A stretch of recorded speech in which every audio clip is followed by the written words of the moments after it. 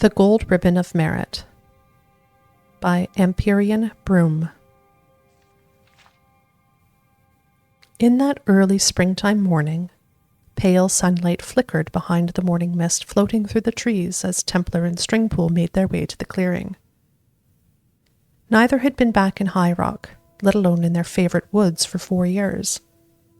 The trees had changed little, even if they had. Stringpool had a handsome blonde moustache now, stiffened and spiked with wax, and Templar seemed to be a completely alien creature to the young lad who searched for adventure in the ancient grove. He was much quieter, as if scarred within as well as without. They each carried their bows and quivers with extra care as they maneuvered their way through the clusters of vine and branch. "This is the path that used to lead to your house, isn't it, old boy?" asked Stringpool. Templar glanced at the overgrowth and nodded before continuing on. "I thought so," said Stringpool, and laughed. "I remember it because you used to run down it every time you got a bloody nose. I know I can't offend you, but I have to say it's hard to believe that you ended up a soldier." "How's your family?" asked Templar. "The same, a bit more pompous if that's possible.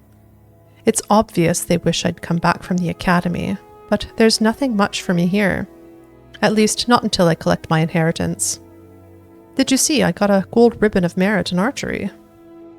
"How could I miss it?" said Templar. "Oh yes, I nearly forgot that the families put it in the Great Hall, very ostentatiously. I suppose you can actually see it through the picture window. Silly, but I hope the peasants are impressed." The clearing opened up before them, where the mist settled on the grass, enveloping it in an opaque, chilly vapor. Burlap targets were arranged around in a semicircle, several meters apart, like sentinels. "You've been practicing," observed Templar. "Well, a bit. I've only been back in town for a few days," said Stringpool with a smile. "My parents said you got here a week ago?" "That's right. My unit's camped a few miles east, and I thought I'd visit the old haunts. A lot's changed. I could hardly recognize anything at all." Templar looked down at the valley below, to the vast empty tilled ground stretching out for miles around. "It looks like a good planting." "My family is rather spread out since yours left. There was some discussion, I think, about keeping your old house up, but it seemed a little sentimental, especially as there was fertile ground beneath." Stringpool strung his bow carefully. It was a beautiful piece of art, darkest ebony and spun silver filigrees, handcrafted for him in Wayrest.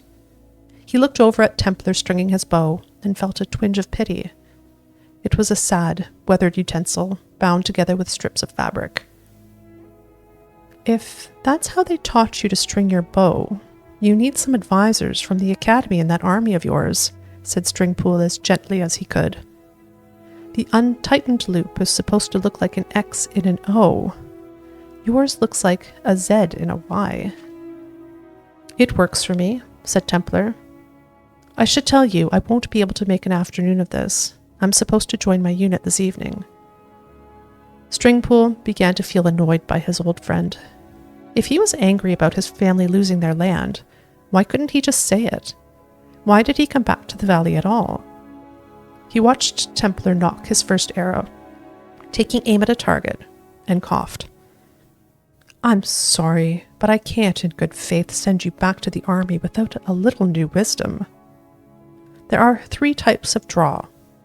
3 fingers, thumb and index, thumb and 2 fingers. Then there's the thumb draw, which I like, but you see," Stringpool showed Templar the small leather loop fastened on the cord of his bow. "You need to have one of these thingies, or you'll tear your thumb right off." "I think I like my stupid method best." "Don't be pig-headed, Templar. They didn't give me the gold ribbon of merit for nothing. I had demonstrated shooting from under a shield, standing, sitting, squatting, kneeling, and sitting on horseback. This is practical information I'm imparting for the sake of our friendship, which I, at least, haven't completely forgotten. Sweet Kinnereth, I remember when you were just an oily little squirt, begging for this kind of honest guidance." Templar looked at Stringpool for a moment and lowered his bow. "Show me." Stringpool relaxed, shook away the tensions that had been building.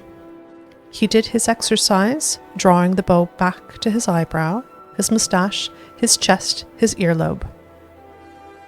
There are 3 ways of shooting: snatching and releasing in one continuous motion like the Bosper do, holding with a short draw and a pause before releasing like the Khajiit, and partial draw, pause, final draw. Stringpool fired the arrow into the center of the target with cool precision, and release, which I prefer. "Very nice," said Templar. "Now you," said Stringpool. He helped Templar select a grip, nock his arrow correctly, and take aim. A smile grew on Templar's face. The first time Stringpool had seen such a childlike expression on the war-etched visage all afternoon. When Templar released the arrow, it rocketed high over the top of the target and into the valley below where it disappeared from sight. "Not bad," said Templar. "No, not bad," said Stringpool, feeling friendly once again. "If you practiced, you should be able to focus your aim a little bit." The two shot a few more practice bolts before parting ways. Templar began the long trek east to his unit's camp, and Stringpool wound his way down through the woods to the valley and his family's mansion. He hummed a little tune he learned at the academy as he passed the great lawn and walked up to the front door, pleased with himself for helping his old friend. It entirely escaped his attention that the large picture window was broken. But he noticed right away when he came into the great hall and saw Templar's wild-shot bolt sticking in his gold ribbon of merit.